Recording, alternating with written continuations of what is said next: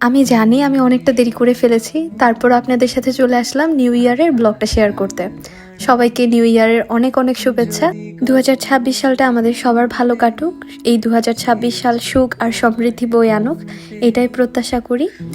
R hello everyone, welcome to our another new blog. তো সকালবেলা ready হলাম, খুব সুন্দর একটা শাড়ি পরেছি। আর বিয়ের পরে আমার বাবার বাড়িতে এইটাই আমার প্রথম নিউ ইয়ার করা। তো আজকে না ওয়েদারটা বেশ ভালো ছিল। সকাল 9টায় হচ্ছে মিশা, তো আমরা এখন সবাই মিলে হচ্ছে চার্চে যাব। তো গির্জায় যাওয়ার আগে একটু ভাবলাম কয়েকটা ছবি তুলি। আর বাড়িতে এত সুন্দর ফুল ফুটেছে, আমার বৌদির হাতে লাগানো এই ফুল গাছগুলো এত সুন্দর লাগছিল, যার জন্য কিন্তু আমার প্রতিটা ভিডিও অনেক সুন্দর এসেছে। তো আমরা এখন সবাই রেডি হয়ে নিলাম। তো এই তো আমার হাজব্যান্ডটা হচ্ছে রেডি হয়ে গেছে, এখন আমরা যাব চার্চে। আর আমাদের বাড়ি থেকে চার্চটা কিন্তু খুবই কাছে, মাত্র 5 থেকে 10 মিনিটের মতো লাগে। 10 মিনিট বললে ভুল হবে, 5 মিনিটই বলা যায়। তো যার জন্য বেশি একটা সময় লাগেনি। আর এটাই হচ্ছে আমাদের পাদ্রী শিবপুরের পথ প্রদর্শিকা কুমারী মারিয়ার গির্জা। বেশ সুন্দর কিন্তু আমাদের এই গির্জাঘরটা, আর এরিয়াটাও কিন্তু অনেক বড়। এখানে নিউ ইয়ারের থেকেও দেখা যায় ক্রিসমাসে অনেক বেশি মানুষজন আসে, বিশেষ করে ঢাকা থেকে।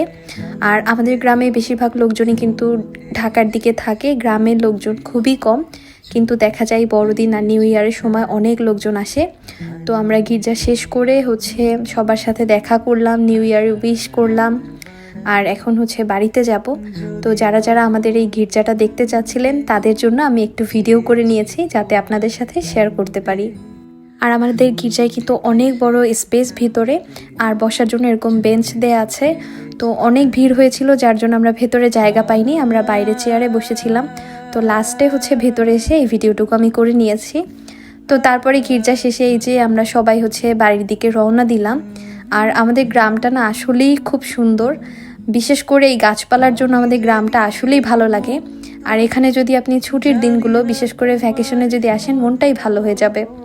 তাই তো আমাদের ফিওনা বুড়ি হচ্ছে আজকে সুন্দর একটা হলুদ রঙের ফ্রক পরেছিল। আর সে কিন্তু ছোট হলেও এই ঠান্ডার মধ্যে খুব সুন্দরভাবে রেডি শেডি হয়ে আমাদের সাথে গির্জায় গিয়েছে। আর এদিকে এসে দেখি বাড়িতে একটা লোক এসে ডাব পেড়ে দিয়ে গেল। মা আগেই বলে রেখেছিল যাতে আমরা আসলে ডাব পেড়ে খাওয়ানো হয়। তো উনি এসে হচ্ছে সকালবেলায় কতগুলো ডাব পেড়ে রেখে গেছে। আর আমরা তো ঢাকায় সবসময় ডাব কিনেই খাই, কিন্তু বাড়িতে আমাদের যেহেতু অনেকগুলো নারিকেল গাছ, যার জন্য এখানে আসলে ডাবের পানি খাওয়া হয়। আর আগেই একটা ভিডিওতে বলেছি যে নিউ ইয়ার উপলক্ষে মা একটা বড় দেশি মোরগ রেখেছে, যেটা আজকে রান্না করা হবে। তো ওটাই হচ্ছে ধরা হয়েছে গির্জা থেকে এসে, এখন এটাই হচ্ছে রান্না করা হবে। আর মোরগটা কিন্তু দেখতেও বেশ সুন্দর ছিল, আর ওজনও হয়েছিল বেশ।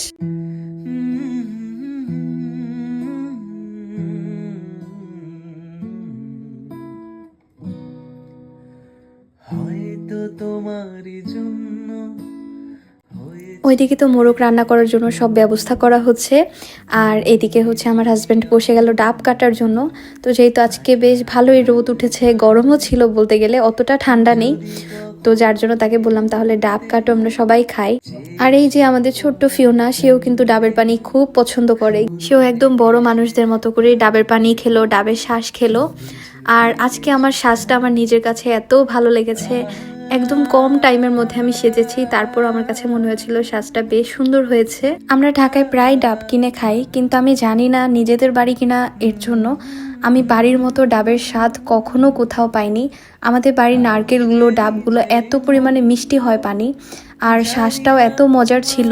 আর রান্নাঘরে এসে দেখি আমার মায়ের মোরগ কাটাও কিন্তু শেষ। মোরগটা কেটে খুব সুন্দরভাবে ধুয়ে দিয়েছে। আর আজকে এই মোরগটা রান্না করার দায়িত্ব পড়েছে আমার শাশুড়ি মায়ের কাছে। তো আমার শাশুড়ি মা হচ্ছে নতুন আলু দিয়ে মোরগটা রান্না করবে। আর আমার মাকে বলেছি আমি যে ডিমের কোরমা রান্না করতে, কারণ আমার মায়ের হাতের আবার ডিমের কোরমাটা আমার খুব পছন্দ। আর আমার শাশুড়ি মায়ের হাতের এই মোরগ রান্নাটাও আমার খুব পছন্দ। আর আজকে আমাদের দুই মাই হচ্ছে আমাদেরকে খুব যত্ন করে রান্না করে বছরের প্রথম দিনটা খাওয়ালো। আর এমনিতে সারাদিন আমরা সবাই একসাথেই ছিলাম, হাতে হাতে যে যা পেরেছি কাজ করে এগিয়ে দিয়েছি। আর এই যে আমাদের মাটির ছোট্ট রান্নাঘরটা, এইটা আমাদের বাড়ির আমার সব থেকে পছন্দের জায়গা। আমার মাও যখন ছোটবেলায় রান্না করতো, আমি পাশে বসে বসে দেখতাম কিভাবে কি করে। এভাবেই হচ্ছে হাতে খড়ি বা এভাবেই রান্নাটা শেখা। তো এই মাটির রান্নাঘরে বসে রান্না করতে যে কি একটা শান্তি, এটা আসলে আমি আপনাদেরকে বলে বোঝাতে পারবো না। যাদের গ্রামে বাড়ি আছে বা যারা ছুটিতে গ্রামের বাড়িতে যান, তো তারা এটার ফিলটা বুঝতে পারবেন। আর এরকম মাটির চুলায় যাই রান্না করা হয় সেটা আমি আরও অনেক ভিডিওতে অনেকবার বলেছি, আসলে এটার স্বাদ অনেক বেড়ে যায়। আর বিশেষ করে মায়েদের হাতে একটা এক্সট্রা জাদু থাকে। তো এটা সব মায়েদের রান্না মানেই অমৃত। তো এখানে আমি, আমার শাশুড়ি মা, তারপর হচ্ছে আমার মা, দিদিমা সবাই মিলে খুব গল্প করলাম, আমার বৌদিও ছিল। তো এই তো সবাই গল্প করতে করতে আসলে যাই রান্না করা হোক না কেন সেটা আসলে স্বাদ অনেক বেড়ে যায়। তো এই কয়েকটা দিন আমাদের এত ভালো কেটেছে, এই দিনগুলো আমি ঢাকায় গিয়ে অনেক মিস করব। তো বরিশালে তো দেখা যায় সবসময় আসা হয় না, আসলে মেয়েদের জীবনটা এরকম, বিয়ের পরে চাইলেও কিন্তু ওভাবে আসলে বাবার বাড়িতে এসে থাকা হয় না। তো ওইদিকে হচ্ছে আমার বৌদিও একটু হাই দিয়ে গেছে। আর আমার বৌদি কিন্তু আমরা বাড়িতে আসার দিন থেকে শুরু করে এখন পর্যন্ত আমাদেরকে অনেক যত্ন করেছে, একটা মিনিটের জন্য সে বসে না। তো এর জন্য আমি ঈশ্বরকে ধন্যবাদ জানাই যে আমি অনেক ভালো একটা ভাইয়ের বউ পেয়েছি, যেহেতু আমার একটাই ভাই। তো যাই হোক, এই তো এদিকে কিন্তু মোরগ রান্না প্রায় শেষ। আর এখানে একদম আস্তে আস্তে নতুন আলু দেওয়া হয়েছে। এই নতুন আলু দিয়ে যে কোনো রান্না করলে কিন্তু আসলে অনেক ভালো লাগে খেতে, বিশেষ করে দেশি হাঁস মুরগি। মোরগটা রান্না করার পর এখানে হচ্ছে পোলাওর চাল ভেজে নেওয়া হচ্ছে, পোলাওটা রান্না করা হবে। তো বছরের প্রথম দিন আমরা সবাই কিন্তু সবার বাড়িতে চেষ্টা করি ভালো কিছু রান্না করে পরিবারে একসাথে দুপুরে খাবারটা খাওয়ার। তো আমরাও কিন্তু তার ব্যতিক্রম নই, আমরাও অল্প একটু আয়োজনের মাধ্যমে আমাদের বছরের প্রথম দিনটা শুরু করেছি। এরপরে লাস্ট আইটেম রান্না করার জন্য আমার মাও বসে গেল। আমার মা হচ্ছে ডিমের কোরমা রান্না করছিল। আমি আসলে এই ব্লগে রান্নাবান্নার ভিডিও বেশি একটা নেইনি, কারণ দেখা যায় সবসময় এক ধরনের ব্লগ দেখতে আপনাদেরও ভালো লাগবে না, আর আমারও কিন্তু শেয়ার করতে ভালো লাগে না। তো ডিম কোরমা করা, তারপর হচ্ছে পোলাও রান্না করা, এগুলো আর কি শেয়ার করব, এটা তো আমরা সবাই কম বেশি পারি। তো নতুন বছর উপলক্ষে আজকে আমাদের বাড়িতে 3টাই আইটেম রান্না করা হয়েছে, পোলাও, ডিমের কোরমা আর হচ্ছে দেশি মোরগ। তো আমাদের রান্নাবান্না প্রায় সবই শেষ, এখন হচ্ছে আমরা সবাই মিলে একসাথে দুপুরে খাওয়া দাওয়া করব।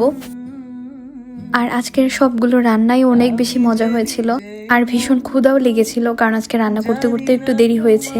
আর এই হচ্ছে মোরগ রান্না করার ফাইনাল লুক, এত ভালো লাগছিল দেখে।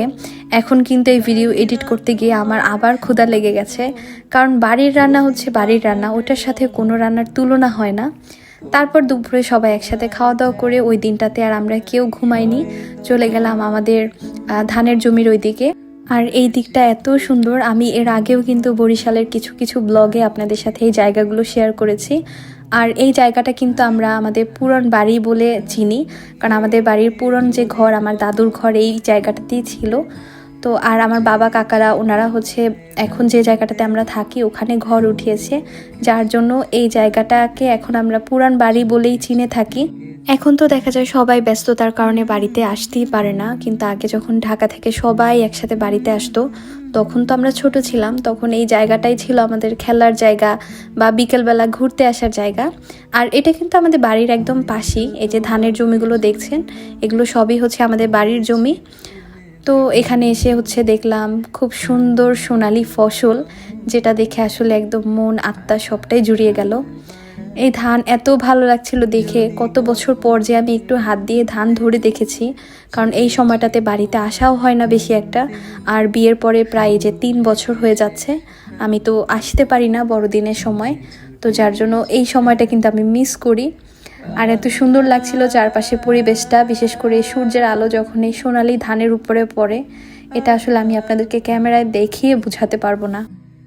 দেখতে দেখতে দিনগুলো এত তাড়াতাড়ি চলে গেল। এবার বাড়িতে প্রায় 5-6 দিনের সময় নিয়ে এসেছিলাম, তারপরও মনে হলো যে খুব কম সময় পেয়েছি বাড়িতে থাকার মতো।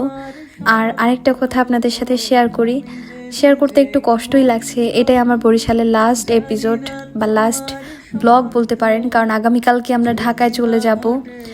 তো যার জন্য মনটাও বেশ খারাপ, আর আপনাদের সাথে বরিশালের ব্লগ শেয়ার করতে পারবো না। আবার কবে বাড়িতে আসা হবে, তো সেই সময় ধরেই হচ্ছে অপেক্ষা করতে হবে, তখন হয়তো বা আসলে আবার নতুন কিছু ব্লগ আপনাদের সাথে শেয়ার করব।